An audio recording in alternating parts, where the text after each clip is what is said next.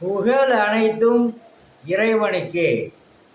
இப்ராஹிம் அலைஹிஸ்ஸலாம் அவர்களிடம் சொல்லி காபத்துல்லாவை கட்ட வைத்து முஸ்லிம்கள் காபத்துல்லாவை நோக்கி தொழுக வைக்கக்கூடிய வல்ல இறைவனை போற்றி புகழ்ந்து நமது தலைவர் நபி ஸல்லல்லாஹு அலைஹி வஸல்லம் அவர்களுடைய துவா பரக்கத்தினாலும் இந்த வீடியோவை சப்ஸ்கிரைப் செய்து கொள்ளுங்கள்.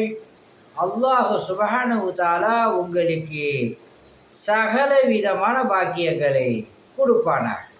அத்தியாயம் 2 வசனம் 144.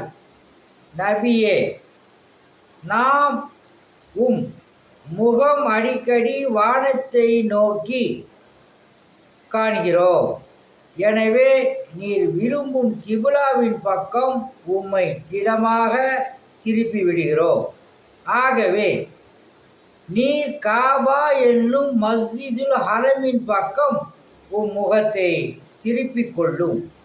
முஸ்லிம்களே, இன்னும் நீங்கள் எங்கிருந்தாலும் தொழுகையின் போது உங்கள் முகங்களை அந்த கிபிலாவின் பக்கம் திருப்பிக் கொள்ளுங்கள்.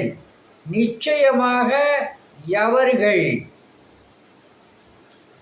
வேதம் கொடுக்கப்பட்டிருக்கின்றார்களோ அவர்கள் இது அவர்களுடைய இறைவனிடமிருந்து வந்த உண்மை என்பதை அறிவார்கள். அல்லாஹ் அவர்கள் செய்வது பற்றி பாரமுகமாக இல்லை என்று அல்லாஹ் சுப்ஹானஹு தஆலா இந்த வசனத்தில் சொல்கிறான். எக்ஸாம்பிள், நபி ஸல்லல்லாஹு அலைஹி வஸல்லம் அதனுடைய பார்வை வானத்தின் பக்கம் திரும்புறதாக நாங்கள் காண்கிறோம். நீங்கள் விரும்புகிற காபாவின் பக்கம் உங்களை திருப்பி விடுகிறோம் அப்படின்னு சொல்லி அல்லாஹ் சுப்ஹானஹு தஆலா சொல்கிறான்.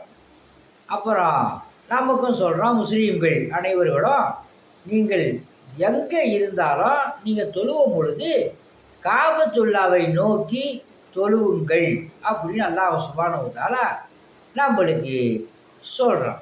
அல்ஹம்துலில்லாஹ்.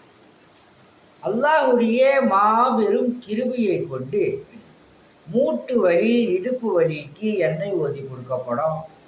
ஆஸ்துமாவிற்கு தேன் ஊதி கொடுக்கப்படும். உடல் ஆரோக்கியத்திற்காக தண்ணீர் ஊதி கொடுக்கப்படும்.